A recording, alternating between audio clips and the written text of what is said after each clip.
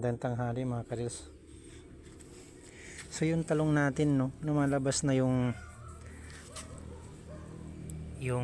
kanya, bulaklak niya. Ayan po. Kasi nung tinap-pruning po natin ito, di ba? Nagkaroon ng magandang sanga. Ayan po. Lumalabas na yung bulaklak niya. Di ba? Itong kaganda ng mag-pruning ka sa talong. Di ba? Dadami yung sanga, dadami yung chance na magkaroon ng bunga kapag maraming sanga. Yan po, halos lahat mayroon lumalabas na yung bulaklak. Ayan po, bulaklak din po yan. Ganon din po dito. So everyday tinitignan natin kung may mga insekto, kasi ini-spread naman natin to, pero siyempre kailangan natin tingnan isa-isa, baka may makalusot kasi hindi lahat namamatay.